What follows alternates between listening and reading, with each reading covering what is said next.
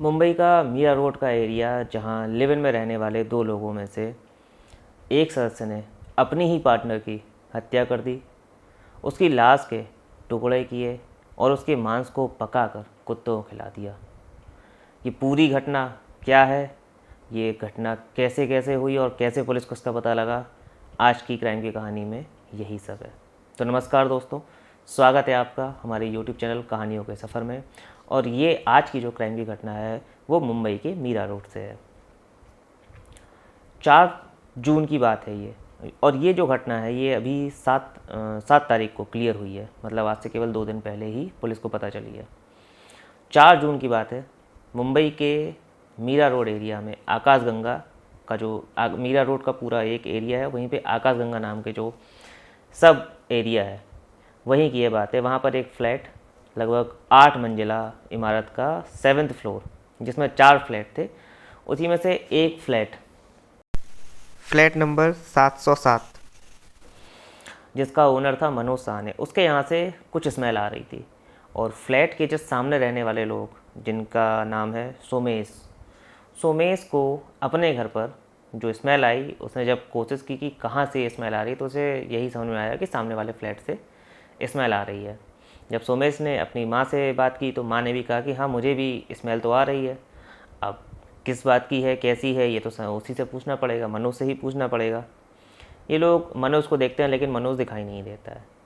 अब जैसे तैसे करके 4 जून की जो दिन थी वो गुजरता है। 5 जून की बात आती है। 5 जून को ये जो स्मेल आ रही थी ये थोड़ी सी और बढ़ जाती है। आमतौर पे फ्लैट्स में जानवर ही रहते हैं, कभी कभार किसी का कोई जानवर मर गया, कोई बिल्ली पाले हुए, या कभी कभार चूहा मर जाता है तो वो सड़ने लगता है, तो स्मेल आती ही है। और स्मेल बहुत तेज़ आती है। जबकि कोई मर जाता है, उसकी बॉडी जैसे जैसे डिके होती है तो उसको भी यही लगा सोमेश को कि हो सकता है इसके यहाँ कोई जानवर मर गया है। तो फिर से मनोज से बात करने की कोशिश करता है। जब वो मनोज के घर पर जाकर उसकी कुंडी खटखटाता है तो अंदर से आवाज़ तो नहीं आती है, लेकिन इतना उसे समझ में आता है कि कोई स्प्रे छिड़क रहा है जिससे कि स्मेल कम हो जाए। स्प्रे की जब भी चलने की आवाज़ आती है तो आदमी समझ जाता है। जब हम भी कभी स्प्रे लगाते हैं घरों में अपने चलाते हैं तो समझ में आ जाता है कोई स्प्रे यूज़ कर रहा है। सुमेश फिर वापस आ जाता है। अब वो यही कहता है कि चलो उसने कोई स्प्रे डाल दिया है, उससे हो सकता है कुछ स्मेल कम हो, लेकिन स्प्रे का जैसे ही असर ख़त्म होता है बदबू फिर से आने लग जाती है। ऐसे ही करते करते 6 जून की बात आ जाती है। 6 जून को स्मेल इतनी ज़्यादा तीखी हो गई थी कि वहाँ रुकना मुश्किल था। अब सोमेश के साथ साथ उसके पास में एक और फ्लैट है, उसमें रहने वाला विवेक, उन दोनों की भी बात होती है कि भाई फ्लैट से स्मेल बहुत आ रही है। और मनोज से बात करने की कोशिश की गई तो मनोज ने बात ही नहीं की। अब ये लोग फिर से देखते हैं तो ताला लगा हुआ था, मनोज था नहीं, बात भी किससे करें। तो उन्होंने कोशिश की कि हो सकता है जब मनोज मिले तब उससे बात करेंगे, भाई तुम्हारे यहाँ कुछ मर गया है, अगर कोई जानवर मर गया है तो उसको भाई बाहर फेंको, साफ़ सफाई करवाओ। ऐसे करते करते ये 6 जून की भी दिन गुजर जाता है। अब आती है बात 7 जून की। 7 जून को सोमेश जब बाहर निकल रहा था तो उसे मनोज दिख जाता है। मनोज से कहता है कि भाई तुम्हारे यहाँ से स्मेल बहुत आ रही है, तुम देखो कि आखिर क्या कोई जानवर मर गया है। तब मनोज उसे बड़े आराम से जवाब देता है, कहता है कि मैं भी कोशिश कर रहा हूँ कि स्मेल कम आए, इसीलिए मैं रूम फ्रेशनर का भी यूज़ कर रहा हूँ, लेकिन मुझे भी समझ नहीं आ रहा। एक काम करता हूँ, मैं शाम को आता हूँ, 10 बजे के आसपास मैं आता हूँ, तब हम दोनों मिलकर ढूंढेंगे कि क्या ऐसी कौन सी चीज़ है जिससे स्मेल आ रही है। अब ऐसे उत्तर की उम्मीद सोमेश को नहीं थी, क्योंकि फ्लैट के आसपास स्मेल इतनी ज़्यादा आ रही थी कि वहाँ रुकना भी मुश्किल हो जा रहा था। जैसे जब कभी जानवर कोई मर जाता है सड़क किनारे तो स्मेल आती है, वही स्मेल आ रही थी। अब सोमेश को कुछ लगता है, कुछ गड़बड़ लगती है। उसे ये लगता है कि मनोज जानबूझ के बात छुपाने की कोशिश कर रहा है। अब ऐसे में वो उस व्यक्ति को, उस ब्रोकर को फ़ोन करता है जो इंचार्ज था उस बिल्डिंग का, उससे बात करता है और कहता है कि ये पूरी बात की स्मेल आने वाली, और 4 दिन से हम इस बात को कह रहे हैं, लेकिन मनोज सुनने को तैयार ही नहीं है। तो वो भी आता है। वो जब आता है तब मनोज था नहीं, ताला लगा हुआ था। अब उसके हाथ में ऐसा कुछ पावर थी नहीं कि वो उसका घर खोल के देख सके, लेकिन स्मेल से उसका भी सिर चकरा जाता है।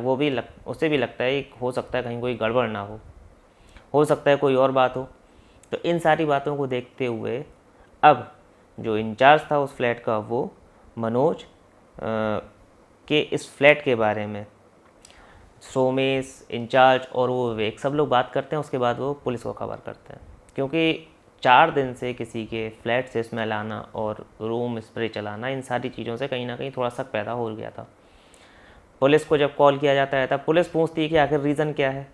तब रीज़न यही बताया जाता है कि एक फ्लैट से स्मेल आ रही है और हमें उम्मीद है कि कहीं कोई जानवर वानवर मर गया जिसको ये फेंकना नहीं चाहता है। कभी कभार ऐसा हो जाता है कि लोगों को अपने पशुओं से बहुत प्रेम होता है, जो पेट्स होते हैं उनसे बहुत प्रेम होता है, तो वो कई बार ऐसा देखा गया है। तब पुलिस भी गुस्सा करती है कि अब क्या हमारे पास केवल यही काम रह गया कि हम अपराधियों को ना पकड़ के दूसरों के घरों में जाएं और देखें कि उनके यहाँ कौन सा जानवर मर गया है।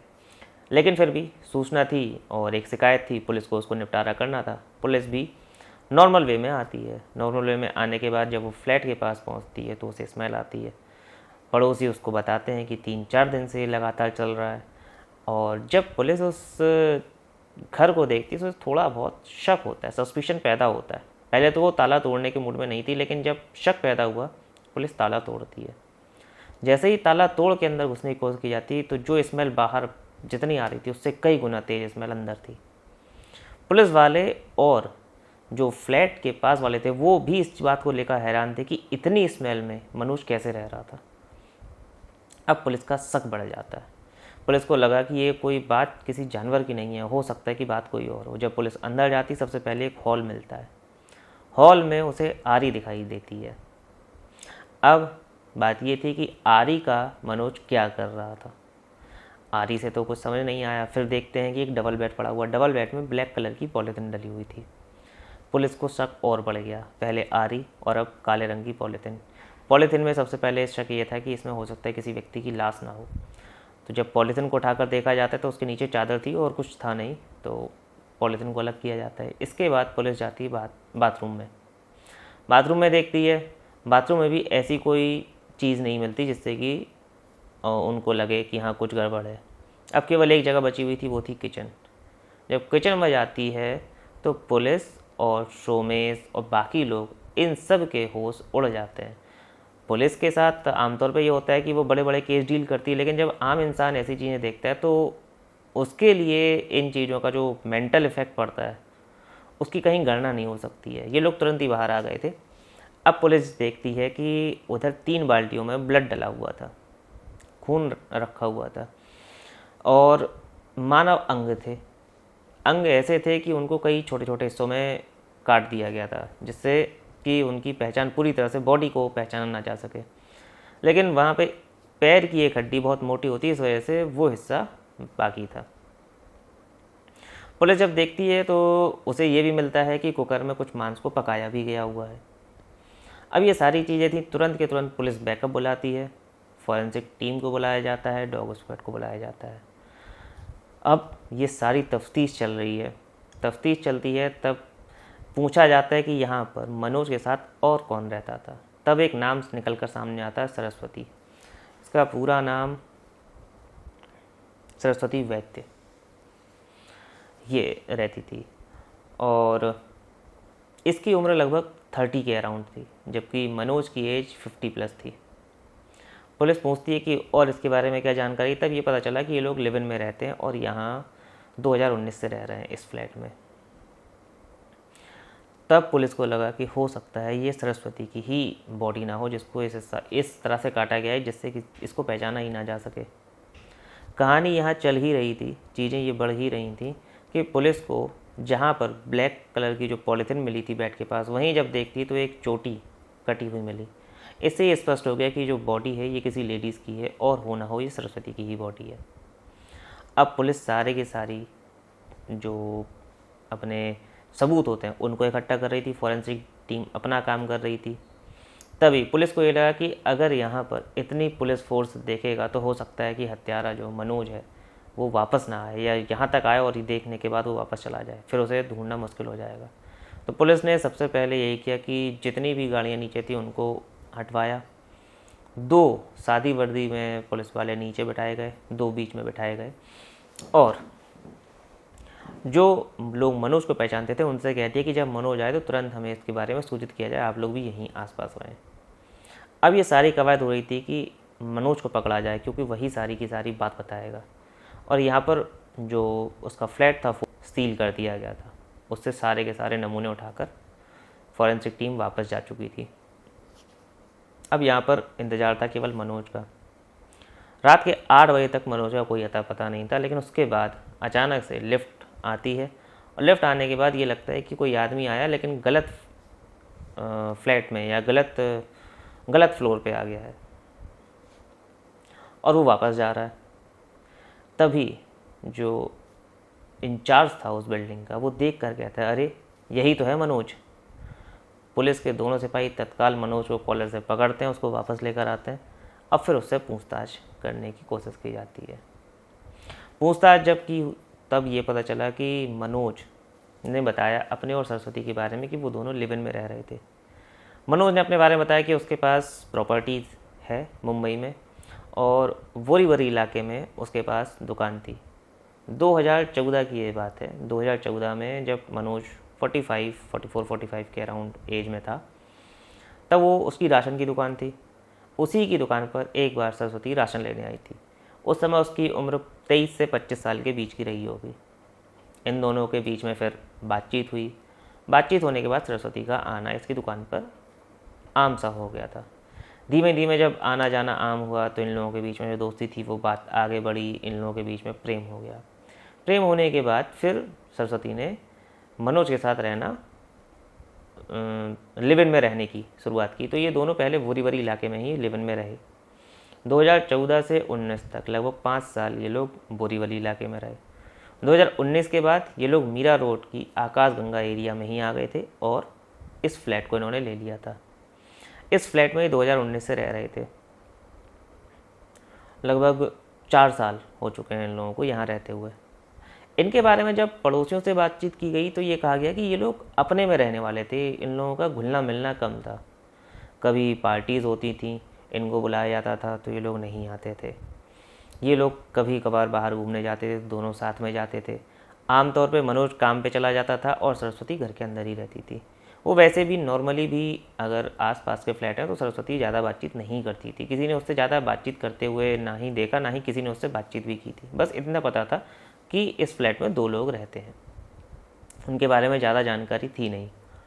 जब मनोज से सख्ती से पूछताछ की गई तो मनोज ने अपने तरफ से जो कहानी बताई वो ये कहा कि मैं बाहर जब जाता था, कई बार मुझे बाहर जाना पड़ता था, काम से मुझे बाहर घर के बाहर रहना पड़ता था, तब सरस्वती ने बीच में शक करना शुरू कर दिया था कि मेरा किसी और लेडीज़ से अफेयर चल रहा है। इस बात को लेकर हमारे बीच में झगड़ा होता रहता था। अभी कुछ दिनों पहले की बात है, मई लास्ट की बात है कि ये झगड़ा इन दोनों के बीच में बहुत बढ़ गया और जब मनोज बाहर गया तो एक दिन सरस्वती ने मौका पा के फांसी लगा ली। जब मनोज ने देखा कि उसने फांसी लगा ली है, आत्महत्या कर ली है, तो उसे ये डर हुआ कि अगर वो इस बात की सूचना देगा तो लिव इन में रहने की वजह से वो फंस जाएगा। तो इसलिए उसने पुलिस को सूचना नहीं दी।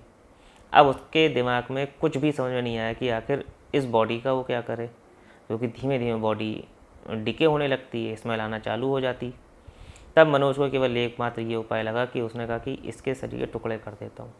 और टुकड़े करने के बाद उसने जो अंग थे उनको मिक्सी में किसी अंग को मिक्स कर लिया, कुकर में पकाया। और ये क्या करता था, कुकर में पकाने के बाद जो मांस होता था उसको ये स्ट्रीट डॉग्स को खिला देता था।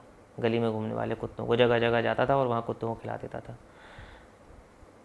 ये बात 2 और 3 जून के बीच की, जब इसने सुसाइड की थी सरस्वती ने, और मनोज तब से ये सारा काम कर रहा था। और इसी वजह से जब ये इसकी बॉडी डिके होने लगी तो स्मेल बढ़ती गई।